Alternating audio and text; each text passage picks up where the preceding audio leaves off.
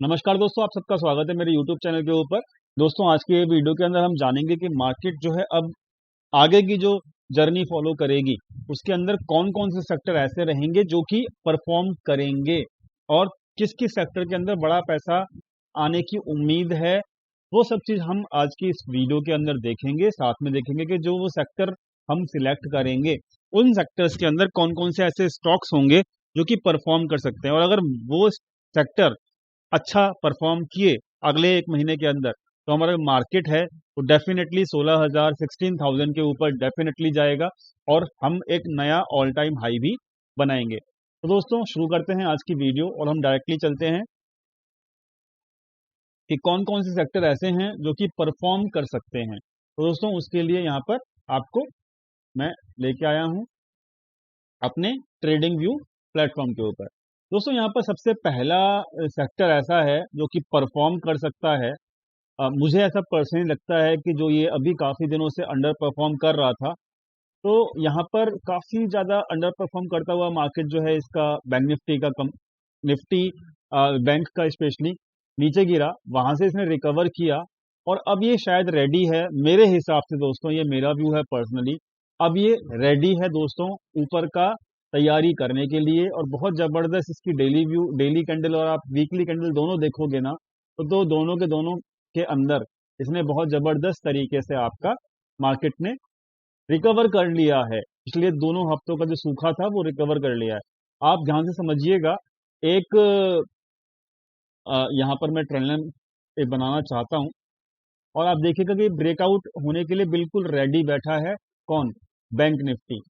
तो bank Nifty अगर यहाँ पर ब्रेकआउट करेगा, ठीक है दोस्तों, तो यहाँ पर निफ्टी जरूर भागेगा। इसकी आप बात समझ लीजिएगा।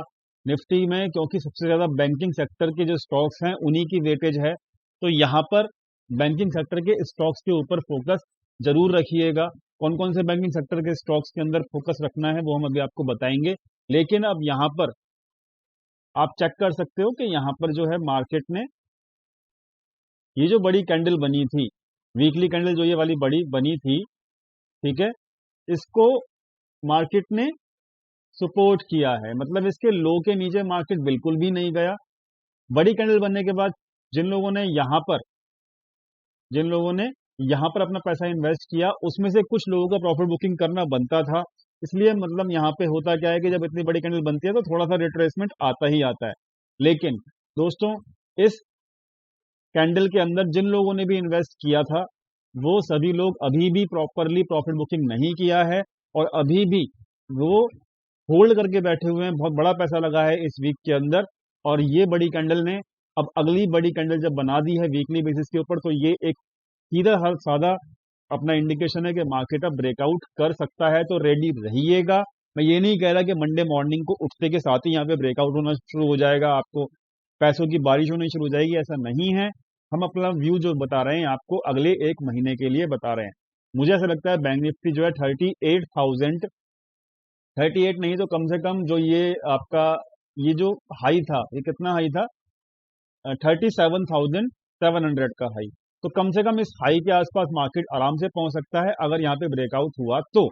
दोस्तों, ये हुआ बैंक निफ्टी की बात, जो कि ये एक सेक्टर मतलब बैंकिंग सेक्टर के जो स्टॉक्स हैं उसके लिए यहाँ पे परफॉर्म करेगा ही करेगा।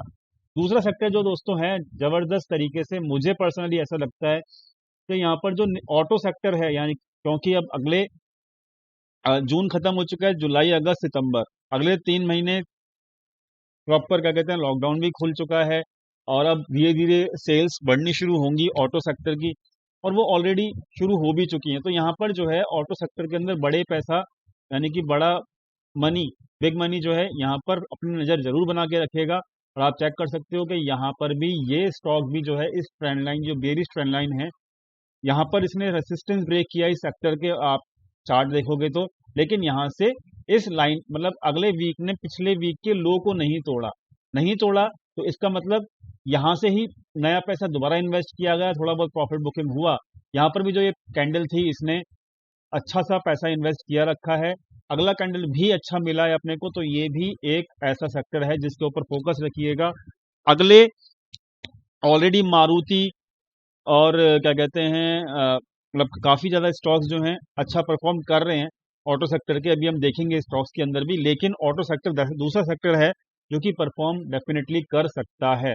पहला हो गया बैंकिंग सेक्टर, दूसरा हो गया ऑटो सेक्टर। आगे बढ़ते हैं दोस्तों। थर्ड सेक्टर जो है मेरे हिसाब से जो परफॉर्म कर सकता है वो ये है फाइनेंशियल सर्विसेज सेक्टर। दोस्तों इसके अंदर भी सेम सिचुएशन बन रही है। क्या सिचुएशन बन रही है? जैसे कि निफ्टी के अंदर बन रही थी, निफ्टी और फाइनेंस। अब ये देखो, पिछले वीक के कैंडल के लो को नहीं तोड़ा, अगले वीक की कैंडल ने। आप समझ रहे हो? नहीं तोड़ा, इसका मतलब यहाँ पे बाइंग प्रेशर है। और ये जो ट्रेंड लाइन है, बेरिश ट्रेंड लाइन जो है, अगर ये ब्रेक हुआ तो फाइनेंशियल सर्विसेज के जो सेक्टर के स्टॉक्स हैं, डेफिनेटली आप फोकस करिएगा उनके ऊपर। अभी हम चर्चा भी आपको करके बताएंगे। वीडियो थोड़ी लंबी हो सकती है लेकिन आपको हेल्प मिल सकती है अगर आप इस वीडियो को पूरा देखोगे तो। अब अगला जो सेक्टर है जिसके ऊपर मेरी नजर रहेगी, फार्मा सेक्टर। ध्यान से समझिएगा, फार्मा सेक्टर। तो आप कहोगे कि यहाँ पर तो दो दो हफ्तों से कंसोलिडेशन हो रहा है, लेकिन ध्यान से समझिएगा, इंपॉर्टेंट बात क्या है कि पिछले हफ्ता जो क्लोज हुआ है 21 जून का हफ्ता, उसने यहाँ पर इस हफ्ते के लो को नहीं टेस्ट किया और एक पॉजिटिव कैंडल बनाया है। तो फार्मा में अभी थोड़ी जान बची हुई है और मेरे हिसाब से फार्मा अगर चला तो कुछ अच्छे स्टॉक्स अभी भी थोड़े बहुत चल सकते हैं। तो फार्मा सेक्टर के ऊपर नजर रखिएगा। फार्मा, ऑटो, बैंकिंग, तीन सेक्टर हो गया। फोर्थ सेक्टर हो गया पीएसयू बैंक, सरकारी बैंक। जो गवर्नमेंट बैंक हैं उनकी बात मैं कर रहा हूँ। काफी अच्छी यहाँ पे कैंडल बनी है और इसके अंदर भी निफ्टी बैंक वाला ही सिनारियो, और बल्कि इसने तो एक छोटा सा अच्छा, मतलब बहुत अच्छा परफॉर्म किया, मैं तो ये बोलूंगा। तो प्राइवेट, ये क्या कहते हैं, पीएसयू बैंक, मतलब फाइनेंशियल सेक्टर के जितने भी स्टॉक्स हैं ना, चाहे वो प्राइवेट बैंक के हों, निफ्टी बैंक के हों, और चाहे वो, अब देखो प्राइवेट बैंक में भी यही हालत है। ये फाइनेंशियल सेक्टर के जो स्टॉक्स हैं ये चिल्ला चिल्ला के बोल रहे हैं, सेक्टर के चार्ट भी अगर आप देखोगे कि हम उड़ने के लिए रेडी हैं। और अगर फाइनेंशियल सेक्टर के स्टॉक्स उड़े अगले 10 दिन या 15 दिन के अंदर, तो निफ्टी भी पक्का उड़ेगा, इस बात का आप ख्याल रखिएगा। ठीक है, मैं आपको यहाँ पर डेफिनेटली बताना चाहता हूँ कि मेरी भी कुछ, स्पेशली कुछ सेक्टर्स के साथ साथ कुछ बैंकिंग सेक्टर के स्टॉक्स के ऊपर फोकस है, वो मैं अभी आपको बताना चाहता हूँ, बता दूंगा मतलब। और ये देखो निफ्टी, ये तो निफ्टी जबरदस्त है। निफ्टी में तो बात ही क्या करनी, निफ्टी तो ऑल टाइम हाई, मतलब आप समझ लो कि क्रॉस करने के लिए रेडी है। ठीक है, इसकी जो कैंडल है वो आप चेक कर सकते हो, जबरदस्त बनी है और ये ऑल टाइम हाई के बिल्कुल नजदीक है। तो निफ्टी तो भागेगा ही भागेगा, इसमें कोई शक की बात है नहीं। तो हमने क्या क्या छाटा? हमने छाटा bank Nifty, auto, pharma, financial services, ठीक है, और अपना निफ्टी। अब हम इस, ये जो सेक्टर हमने छांट लिए हैं, सिलेक्ट कर लिए हैं मतलब, अब इनके स्टॉक्स के ऊपर देखेंगे। अब हम तो निफ्टी के स्टॉक्स तो हम अभी नहीं चर्चा करेंगे, हम पर्टिकुलर स्टॉक्स की चर्चा करेंगे जो कि सेक्टर बेस्ड हैं। तो पहला है बैंक निफ्टी। बैंक निफ्टी से पहले, सबसे पहले मैं आना चाहूंगा ऑटो सेक्टर के ऊपर। तो ऑटो सेक्टर के जो स्टॉक्स हैं, काफी ज्यादा जो अंडर परफॉर्म ऑलरेडी करे हुए हैं, ध्यान से समझिएगा। भाई मारुति तो लीडर है, मारुति को मैंने अपने पोर्टफोलियो में भी ऐड किया हुआ है, आपको आप जानते हो 60-200 के लेवल के ऊपर किया हुआ है। ठीक है, तो मारुति तो जबरदस्त है, इसको मैं, इसका जो टारगेट है मेरा 80-100 का है, मैं आपको पहले बता देता हूँ। ठीक है, अब ध्यान से समझिएगा जो मैं बोलना चाहता हूँ कि यहाँ पर कुछ ऐसे स्टॉक्स हैं जैसे महिंद्रा एंड महिंद्रा जो मेरी नज़र में है। ठीक है, और मारुति मेरी नज़र में है, हीरो मोटोकॉर्प मेरी नज़र में है। अमरा बैटरी जो है वो, उसकी क्वेरी आ रही है यहाँ पे कि भाई परफॉर्म नहीं कर रहा है, नहीं कर रहा है। लेकिन दोस्तों अगले एक महीने के अंदर ये भी परफॉर्म कर सकता है। ये बैटरी मतलब होता क्या है ना कि बैटरी की डिमांड तभी ज़्यादा होती है जब मानसून का सीजन आता है, और मानसून का सीजन जो है वो अब बिल्कुल कगार पे है। तो एक्साइड बैटरी और अमरा बैटरी पे नज़र रखिएगा। मेरे पोर्टफोलियो में कौन कौन से स्टॉक्स हैं जो कि मैं अभी होल्ड रखूंगा, वो रहेंगे दोस्तों, Tata Motors, Maruti, hero MotoCorp, Eicher motor और महिंद्रा एंड महिंद्रा। ठीक है, ये स्टॉक्स ऐसे हैं जिनको मैं अभी लेकर चलूंगा। तो हमने ऑटो सेक्टर की बात कर ली, और ये स्टॉक्स ऐसे हैं जो कि परफॉर्म डेफिनेटली कर सकते हैं। अब देखते हैं financial services sector. Note down कर लीजिएगा इन इन सेक्टर को और इन स्टॉक्स को। निफ्टी बैंक की बात कर लेते हैं पहले, क्योंकि निफ्टी बैंक मुझे ऐसा लगता है कि पर्सनली अच्छा खासा बूम कर सकता है। तो यहाँ पर पहला सेक्टर, निफ्टी बैंक के जो स्टॉक्स हैं उसमें एसबीआई पे नजर रखिएगा। अब मैं इसका चार्ट भी खोल के दिखा देता हूँ आपको। वीडियो लंबी हो जाएगी तो दोस्तों माफ कीजिएगा उसके लिए। मुझे अगर स्टॉक्स और सेक्टर दोनों की एनालिसिस करनी है तो आपके लिए ही कर रहा हूँ मैं, और अगर आपको देखना है तो अच्छे से मतलब पूरी वीडियो देखिएगा। ठीक है, तो यहाँ पर स्टेट बैंक ऑफ इंडिया, ये का चार्ट देखो आप। स्टेट बैंक ऑफ इंडिया, आप ये समझ लो कि 450 के आसपास जाने को रेडी है। ठीक है, 450 से ऊपर जाने को एकदम से रेडी बैठा है। अब ये नहीं कह सकता कि मैं, ये वीकली कैंडल में आपको दिखा रहा हूँ, मैं ये नहीं कह सकता कि ये अब मंडे को ही जाएगा या अगले 5-7 दिन में जाएगा, लेकिन ये यहाँ ऊपर जाने के लिए रेडी है दोस्तों। मेरा व्यू जो है ये, अब जो भी मैं आपको आज की वीडियो में बता रहा हूँ अगले 1 महीने के लिए है। एक्सिस बैंक देख लो, एक्सिस बैंक जो है उसकी वेटेज जो है निफ्टी के अंदर भी है। तो निफ्टी अगर भागा है, भागेगा मतलब ऑलरेडी भाग चुका है, तो अगर निफ्टी भागेगा क्योंकि बैंकिंग स्टॉक भागेंगे, तो भाई एक्सिस बैंक भी भागेगा। एक्सिस बैंक जो है 800 के पार आसानी से जा सकता है, 800 के पार जा सकता है आसानी से। आईसीआईसीआई बैंक को भागना ही पड़ेगा अगर बैंक निफ्टी को भागना है तो। मेरा एयू बैंक के ऊपर बड़ा अच्छा व्यू है, मैं आपको पहले बता देता हूँ। मैंने कुछ इन्वेस्टमेंट की हुई है एयू बैंक के अंदर। ठीक है, एयू बैंक मुझे बड़ा पर्सनल अच्छा लगता है स्टॉक, और ये काफी कंसोलिडेशन के अंदर भी है। ठीक है, और थोड़ा सा अच्छे प्राइस पे मिल रहा था मुझे यहाँ पे 1000 के आसपास, तो मैंने इसको 1000 के आसपास ऐड किया हुआ है। ठीक है, और अगर ये स्टॉक 1060 के ऊपर गया दोस्तों, तो ये आराम से स्टॉक जो है आपका 1150 और 1200 तक के आसपास जा सकता है। इसलिए मैं इस पे फोकस रखूंगा, और मुझे पर्सनली ये स्टॉक अच्छा लगता है। आईसीआईसीआई बैंक बिल्कुल भागना ही होगा, आईसीआईसीआई बैंक को। ठीक है, axis bank, SBI bank, ICICI bank और एयू बैंक। ठीक है, पीएनबी के ऊपर मेरा कोई व्यू नहीं रहेगा। अच्छा, एचडीएफसी बैंक और ये कोटक बैंक, ये दोनों स्टॉक जो है ना अभी फंसे हुए हैं, ध्यान से समझिएगा। एचडीएफसी बैंक, ये दोनों स्टॉक जो है ना बैंकिंग सेक्टर के, ये भी फंसे हुए हैं। ये देखो यहाँ पर ना, इसने क्या है, एक रेंज में फंसा हुआ है ये स्टॉक। ये बॉटम था 1300 के आसपास, 1379 के आसपास, और अब ये ना बिल्कुल अपने रेसिस्टेंस, ये एक रेंज है ये वाला। तो 1500 के ऊपर इसकी क्लोजिंग मिलना और सस्टेन होना बड़ी अच्छी बात है, बहुत अच्छी बात है। और इसका जो ट्रेंड बन रहा है, ये देखो,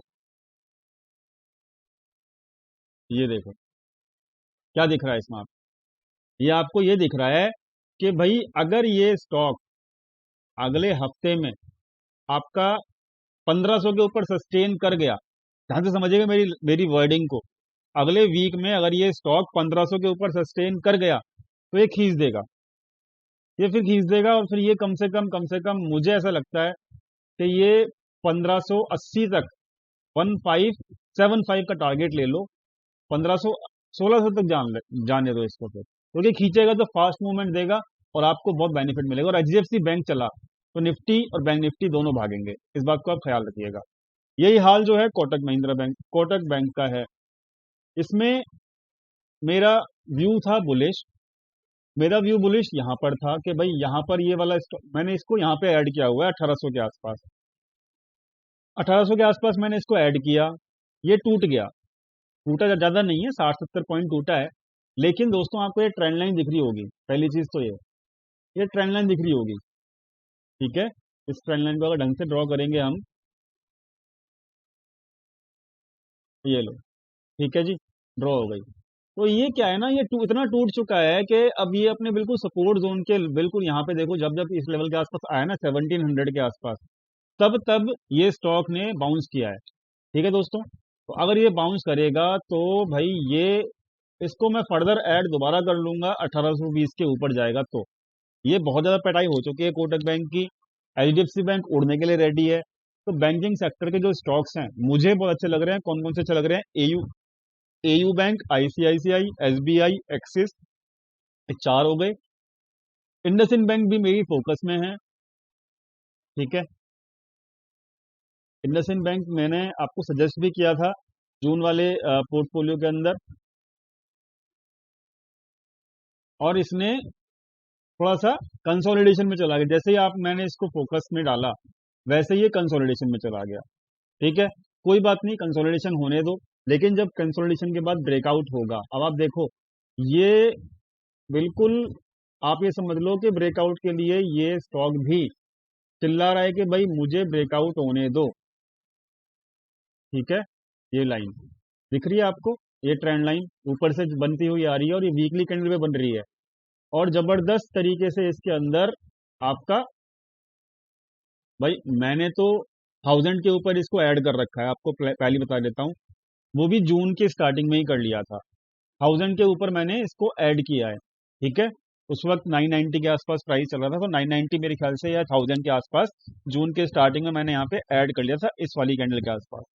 तो हुआ क्या कि अभी ये वहीं कंसोलिडेट कर रहा है, और मैंने आपको रिकमेंड भी किया था जून वाले पोर्टफोलियो के अंदर। तो ये स्टॉक भी बड़ा अच्छा है। मतलब ऑलमोस्ट सारे स्टॉक जो है ना, सारे तो नहीं बोलूंगा इसमें से, मतलब मैंने क्या क्या छोड़ दिया, फेडरल बैंक छोड़ दिया, पीएनबी छोड़ दिया, बंधन बैंक ऑलरेडी चल चुका है 320 के आसपास, क्या कहते हैं, मेरा फोकस था 340 के ऊपर जा चुका है ऑलरेडी। ठीक है, federal bank, PNB bank, RBL bank, मतलब इसमें से आईडीएफसी बैंक, मतलब आप समझ लीजिए एसबीआई बड़ा अच्छा है, एक्सिस बैंक बहुत अच्छा है, एचडीएफसी बैंक, ये तीन बैंक तो ऐसे हैं जो भी पर्सनली बड़े अच्छे हैं। ठीक है, और चौथा bank ICICI, SBI, axis bank और एचडीएफसी बैंक, ये चार तो ऐसे हैं बड़े अच्छे हैं। बाकी बैंकों की पिटाई हो चुकी है, लेकिन वो अब सारे बैंक जो हैं अपने बॉटम के आसपास मतलब पहुंच चुके हैं, और बैंक निफ्टी को उठाने में उनकी हेल्प जरूर होगी, क्योंकि बॉटम के आसपास से क्या होगा, आपके स्टॉक्स अच्छा परफॉर्म जरूर करेंगे। ठीक है, तो भाई ये तो हो गया आपका क्या कहते हैं अपना ये बैंकिंग सेक्टर के स्टॉक्स। ठीक है, ऑटो सेक्टर के स्टॉक्स मैंने आपको बता दिए, और फाइनेंशियल सर्विसेज के स्टॉक्स देख लेते हैं। वीडियो लंबी हो जाएगी, माफ कीजिएगा। फाइनेंशियल सर्विसेज के जो स्टॉक्स हैं ये हैं। ठीक है, ये देख लो आप, फाइनेंशियल सर्विसेज के स्टॉक्स में एक्सिस बैंक, एसबीआई हम चर्चा कर चुके हैं। महिंद्रा एंड महिंद्रा फाइनेंस जो है मैंने रिकमेंड किया था आपको, इसका टारगेट कम से कम 200 तक का है मेरा, 200 तक का टारगेट है मेरा इसमें। आईसीआईसीआई बैंक हम देख चुके हैं। अब इसके अंदर ये पीएफसी मैंने रिकमेंड और होल्ड किया हुआ है। मुथूट फाइनेंस ना, अब ये बजाज फाइनेंस और ये सब तो भाग चुके हैं already. Muthoot finance, HDFC bank हमने देख चुका है। ठीक है, एचडीएफसी लाइफ, इस स्टॉक के ऊपर क्या कहते हैं चर्चा करना जरूरी है। एचडीएफसी लाइफ, ध्यान से समझिएगा, स्टॉक्स छांटना बहुत जरूरी है। और देखो ये जबरदस्त तरीके से दोनों वीक 700 के आसपास, बड़ा अच्छा था ये, दोनों वीक जो है जबरदस्त तरीके से भागे हैं। और ये ऐसे भागे हैं ना कि अभी भी ये कंटिन्यू कर सकता है कम से कम 750 तक का लेवल। ठीक है, एचडीएफसी लाइफ मैं आपको पहले ही बता रहा हूँ। एचडीएफसी लाइफ के बाद आपका इसके अंदर बाकी जो स्टॉक्स है वो हम देख चुके हैं। मुथूट फाइनेंस, मुथूट फाइनेंस देख लेते हैं।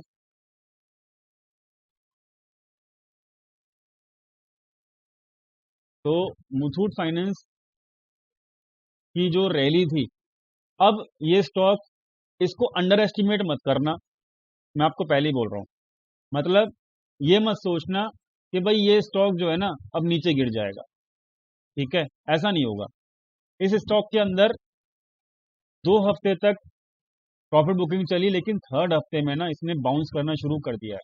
और मुझे ऐसा लगता है कि जो अपना हाई है ना 1547 का, इसको तोड़ के 1600 एक बार टच जरूर कर सकता है, इसको अंडर एस्टिमेट मत करना। ठीक है, मैं तो यही बोलूंगा। तो आपको स्टॉक्स दिख गए, बहुत अच्छे स्टॉक, अच्छे अच्छे स्टॉक्स दिखे होंगे, और ये अगले एक महीने के लिए हैं, समझ रहे हो, अगले एक महीने के लिए। फार्मा स्टॉक्स में मतलब थोड़ी बहुत रैली मिले तो ज़्यादा बढ़िया है, नहीं तो पीएसयू बैंक की चर्चा हम कर चुके हैं। ठीक है, बैंकिंग सेक्टर के सारे सेक्टर की चर्चा हम कर चुके हैं। निफ्टी प्राइवेट बैंक देख चुके हैं हम। निफ्टी तो एवरग्रीन है ही। तो मतलब मुझे ना फार्मा सेक्टर चलो देख लेते हैं। ठीक है, फार्मा सेक्टर हम देख लेते हैं एक बार को। तो आप ये समझ लो, वीडियो लंबी जरूर हो गई दोस्तों, लेकिन मतलब ये है कि कौन से सेक्टर उठा सकते हैं मार्केट को, और कौन से स्टॉक्स पे आपको फोकस रखना है, बहुत बढ़िया रहेगा। आपको मैंने पहले ही यहाँ पे क्लियर कर दिया। ठीक है, तो यहाँ पर आपको सन फार्मा देखते हैं। ठीक है, सन फार्मा, लोग कहते हैं कि भाई जान नहीं है मार्केट में, जान नहीं है मार्केट में, और डरते रहते हैं, और हम लोग इन्वेस्ट करते रहते हैं। मतलब मई से इन्वेस्ट करना शुरू किया, अभी तक जून हो चुका है इन्वेस्टमेंट के लिए, अभी भी आपको सजेस्ट कर रहे हैं। तो भाई आपकी जो है मेंटलिटी को थोड़ा चेंज करो। अब देखो यहाँ पर इसने क्या किया, इसने टूटा, ये स्टॉक टूटा, और अब ये इसने दोबारा से पिछले वीक की क्लोजिंग से ऊपर क्लोजिंग दे दी है। कभी भी ये स्टॉक 680 के ऊपर टिक जाए, याद रखना, 680 के ऊपर कभी भी ये स्टॉक टिक जाए, दोबारा से ये अपना 710 720 के ऊपर जा सकता है। 30 टू 40 पॉइंट्स आपको ऐसे मिल सकते हैं, बहुत फास्ट।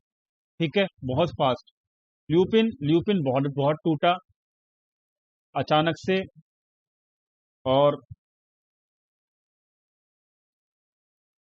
ये अचानक से इसका ये टूटा, अब यहाँ पे कंसोलिडेट हो रहा है। ठीक है, कंसोलिडेट हो रहा है। अब इसको अपने को बाय करना है वन वन इस कैंडल के हाई के ऊपर।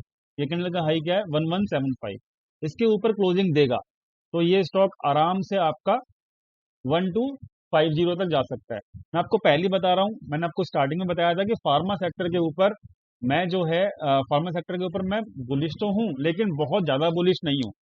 ठीक है, तो आपको ये स्टॉक जो हैं, जो मैं आपको बताया, जैसे ल्यूपिन हो गया, सन फार्मा हो गया, और भी हैं, तो ये जो स्टॉक्स हैं इसके अंदर बहुत बड़ा आउट परफॉर्म होने की उम्मीद मुझे कम है। ठीक है, लेकिन हाँ, इस सेक्टर को आप रख सकते हो अपनी नज़र में।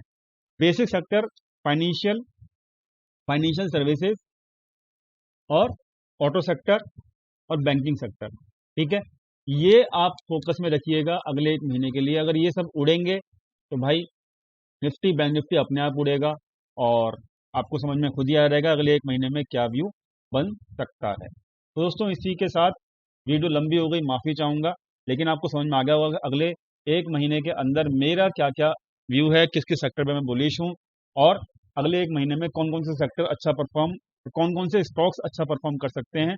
इसी के साथ दोस्तों मिलते हैं हम अपनी कल की वीडियो के अंदर। Thank you so much for watching this video.